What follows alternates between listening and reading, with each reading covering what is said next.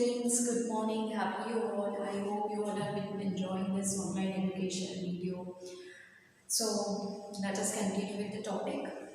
In the previous video, we have seen about the procedure of formation of company, in which we have seen two types: promotion and the procedure to obtain the certificate of incorporation. Right now, today we are going to see about the three differences which are included in this chapter.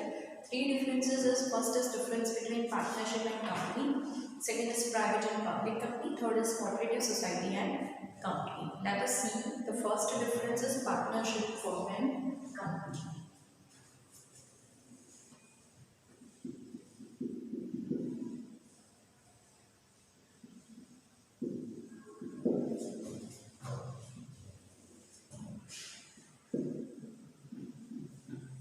See student, one thing is keep clear in your mind. एक बात दिमाग में हमें हमेशा याद रखनी है कि 11th या 12th जो भी स्टैंडर्ड में आप है तो इक्वल उसी में जब भी डिफरेंस पूछे जाते हैं, कहीं स्टूडेंट्स ने क्या लिखा है, जब भी ये पेपर्स चेक हुए तो उसमें पैराग्राफ वाइज डिफरेंस लिखे, वो कभी नहीं लिखना है। Always to make a participation और पार्टीशन बोल सकते हैं, पार्टीशन करके डिवीजन करके ही आपको डिफरेंसेस लिखने हैं, राइट।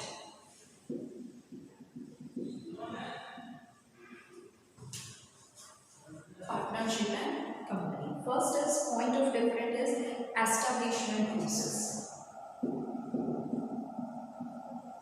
Establishment का मतलब क्या होता है? Starting up, to start up, जो बिजनेस स्टार्ट करते हैं उसको कहते हैं एस्टैब्लिशमेंट।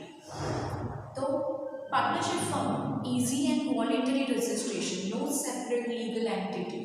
यहाँ पे प्रोसीजर कैसी है? एकदम easy. Lengthy and complicated and compulsory registration, यहाँ पे कैसी है प्रोसीजर?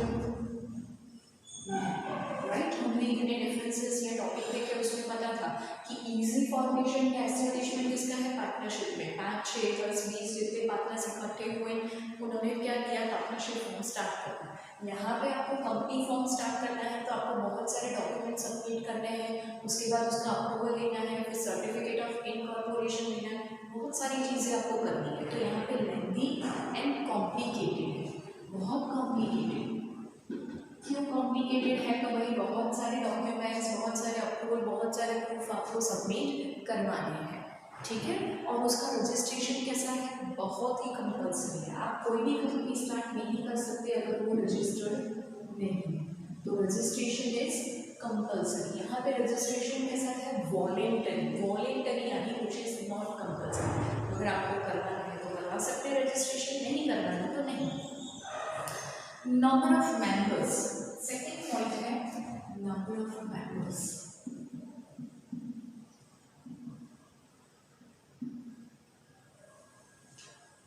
चलो देखते हैं कि मेंबर्स तो minimum 2 person according to the companies act 2013 clause to 464 number of partners in partnership form can not be more than 100 members. क्या दिया हुआ है? जो एक्ट 2013 के हिसाब से मिनिमम 2 पर्सन पार्टनरशिप फॉर्म में मिनिमम 2 पर्सन, लेकिन as per the government decision according to companies act year 2014 clause number 10 miscellaneous rule, number of maximum partner in partnership is 50। Minimum 2, maximum उन्होंने कितने लगाए थे? 100। कौन से ईयर में रूल आया था? 2013, लेकिन ये चेंज हो गया 2014 में मिनिमम 2 मैक्सिमम 50 मेंबर कर दिया 2014 में। तो यानी क्या कहेंगे हम? लेटेस्ट वाला रूल एप्लीकेबल मानेंगे। तो पार्टनरशिप फॉर्म में कितने पार्टनर्स इकट्ठे होकर बिजनेस स्टार्ट कर सकते हैं? तो मैक्सिमम 50, मिनिमम 2 पर्सन। लेकिन पहले कितने होते थे? मिनिमम 2 और मैक्सिमम 100। देखते हैं कंपनी में मिनिमम 7 मेंबर। अभी इसमें क्या है? कंपनी में 2 टाइप है, एक है पब्लिक कंपनी, दूसरी है प्राइवेट। तो देखते हैं क्या है उस हिसाब से। Minimum 7 and maximum unlimited, minimum 7 maximum unlimited members in public company. अगर वो कंपनी प्राइवेट है तो मिनिमम 2 एंड मैक्सिमम 200 मेंबर्स हो सकते हैं। उसके बाद है कैपिटल। कैपिटल का मतलब स्टूडेंट हम क्या समझेंगे, कैपिटल यानी मनी फॉर या फाइनेंस, बिजनेस या कंपनी स्टार्ट करने के लिए जो चाहिए उसको हम कहेंगे capital. Can procure less capital comparatively, यहाँ पे कैसी कैपिटल आती है, लेस। क्यों लेस कैपिटल आएगी, क्योंकि मेंबर्स कितने हैं, मिनिमम 50 मेंबर्स हैं, राइट। उतने ही इंसान जितने पैसे लाएंगे उसमें से बिजनेस स्टार्ट होगा। कंपनी का देखते हैं, कैन प्रोक्योर, प्रोक्योर यानी इकट्ठे कर सकते हैं, कैपिटल रेज करना, राइट, उसको कहेंगे procure. Can procure capital on large scale through issue of shares, यहाँ पे कैपिटल कैसे आएगी आपके पास, मोर, क्यों, जितने मेंबर्स हैं वो तो पैसे लाए हैं, लेकिन अगर ज़्यादा पैसे की जरूरत है तो आप मार्केट में क्या इशू करेंगे, आपके शेयर्स। बहुत सारी कंपनी के शेयर्स अवेलेबल है मार्केट में, तो वो क्यों इशू करते हैं, जब उनको पैसे की जरूरत होती है तो, right. Fourth is transfer of part of interest, हम ट्रांसफर सिर्फ लिखते हैं, और ट्रांसफर ऑफ ऑनरशिप भी कह सकते हैं उसको हम। Partners can not transfer there part of interest without consent of other partner, अगर 10 पार्टनर साथ में काम कर रहे हैं और उसको पार्टनर्स को छोड़ के जाना है, बिजनेस जाना है, तो क्या करेंगे, उसको किसका कंसेंट लेना पड़ेगा, तो भाई इतने सारे पार्टनर्स, उसको किसका कंसेंट लेना पड़ेगा, he has to take the consent of all other 9 partners as well, क्योंकि किसी एक के ये पार्टनरशिप में कैसा है, सभी के कंसेंट इज मोर इम्पोर्टेंट। अगर किसी को जाना है ये बिजनेस कंपनी छोड़ के या कुछ भी नया पार्टनर्स लाना है तो all every other partners consent यानी परमिशन इज रिक्वायर्ड। तो यहाँ पे आप क्या करते हैं, बहुत टिपिकल है, बहुत डिफिकल्ट है आपको ट्रांसफर करना, आपका खुद का प्रॉफिट लॉस या आपका खुद का इंटरेस्ट या शेयर्स आपके नाम पे, तो so it is a, you can say complicated और डिफिकल्ट कह सकते हैं उसको, राइट। कंपनी में देखते हैं, members can easily freely transfer their share through there is restrictions on transfer of share of the private company. Public sector company है तो आप इजीली फ्रीली ट्रांसफर कर सकते हैं, यहाँ पे थोड़े रेस्ट्रिक्शंस आएंगे, किसमें रेस्ट्रिक्शंस आएंगे, अगर कंपनी प्राइवेट है तो, यानी कह सकते हैं कि पार्टनरशिप से कंपनी क्या है, थोड़ी फ्रीडम वाली है। उसके बाद है liability,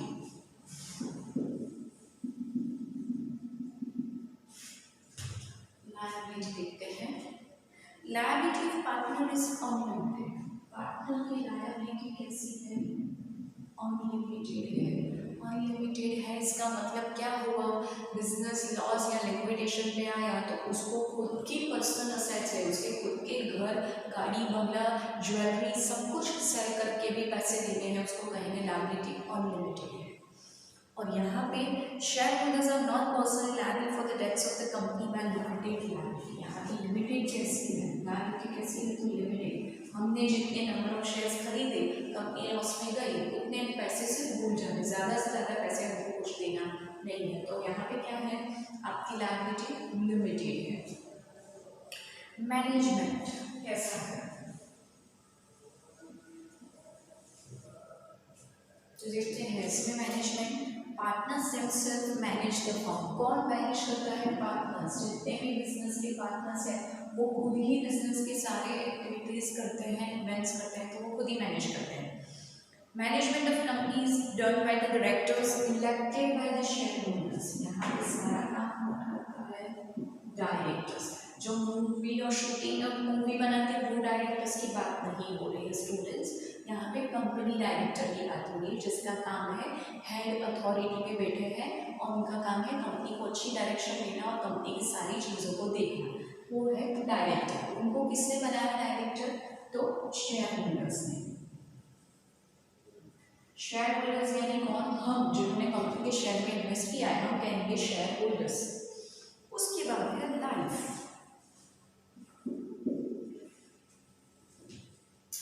about the life, let's see. Dissolution of partnership due to the death or insolvency or insanity of any partner, thus life is short. किसकी लाइफ बहुत शॉर्ट है, तो भाई पार्टनरशिप, क्यों बहुत कम लाइफ स्पान है इस बिजनेस का, देखते हैं वर्ड किया हुआ है डिसोल्यूशन, डिसोल्यूशन का मतलब होता है पार्टनरशिप बंद करना, उसको कहते हैं डिसोल्यूशन, कोई भी बिजनेस बंद करेंगे उसको कहेंगे dissolution. And it's due to the death death यानी कोई एक पार्टनर मर गया उसकी वजह से। इंसॉल्वेंसी का मतलब कि अभी किसी के पास पैसे नहीं है, सारे पार्टनर्स के पास अभी पैसे नहीं है, तो इंसॉल्वेंसी कहेंगे उसको। एंड इंसैनिटी यानी जो दिमागी हालत जिसकी खराब है, जो दिमाग उसका खराब हो चुका है, मेंटली डिसऑर्डर हो चुका है, उसको हम कहेंगे इंसैनिटी। अगर कोई भी पार्टनर बीमार हो गया, मर गया, इंसॉल्वेंट हो गया, दिमागी हालत ठीक नहीं है, या तो तभी क्या करेंगे, पार्टनरशिप का डिसॉल्यूशन करेंगे। डिसॉल्यूशन यानी बंद करेंगे, ठीक है। तो इसकी लाइफ स्पैन कैसी है बिजनेस की, बहुत कम। कंपनी फॉर्म देखते हैं। Existence of company does not end in the circumstances of death, insolvency or insanity of member. Thus, life is long. इसकी लाइफ लॉन्ग है भाई। कंपनी सालों तक चल सकती है। कैसे चल सकती है, कोई मेंबर मर गया, बीमार हो गया, दिमागी हालत ठीक हो खराब हो गई, कुछ भी होगा, लेकिन कंपनी तो चलती रहेगी। फिर मेंटेनेंस ऑफ सीक्रेसी।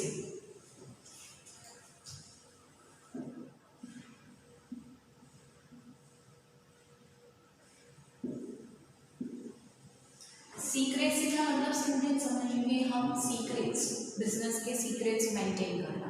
तो भाई देखते हैं इसमें, secrecy of business can be maintain. क्यों बिजनेस के सीक्रेट मेंटेन रहेंगे, क्योंकि जितने पार्टनर्स हैं मिनिमम 10 मैक्सिमम 20 मेंबर्स, तो अगर उतने मेंबर्स हैं उनके बीच में ही वो बिजनेस की बात रहेगी, तो सीक्रेट्स बिजनेस के मेंटेन रहेंगे। कंपनी फॉर्म में है डिफिकल्ट टू मेंटेन।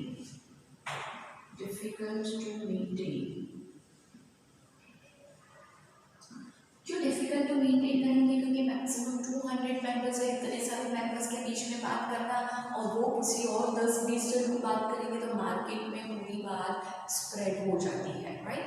तो इसमें क्या है, बिजनेस के सीक्रेट्स मेंटेन होना बहुत डिफिकल्ट है। फिर flexibility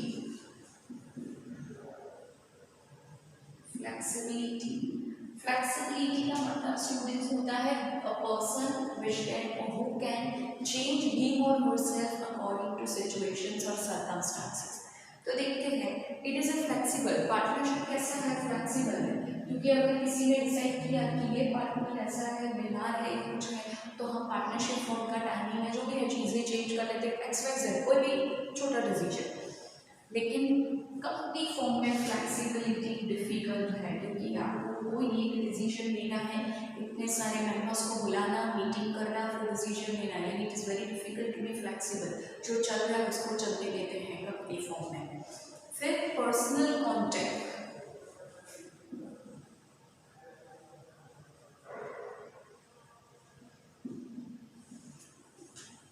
let's see personal contact.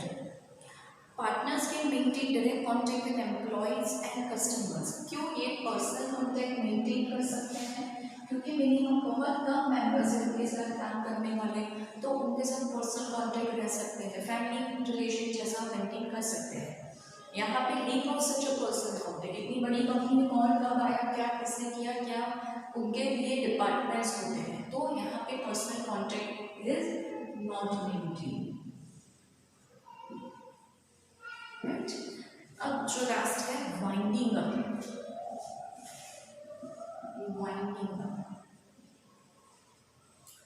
देखते हैं वाइंडिंग अप में क्या है। End of partnership can be as per the contract और the circumstances determined by law और विल बी और at the will of partners. Partnership कैसे एंड करेंगे, वाइंडिंग अप यानी बिजनेस को बंद करना।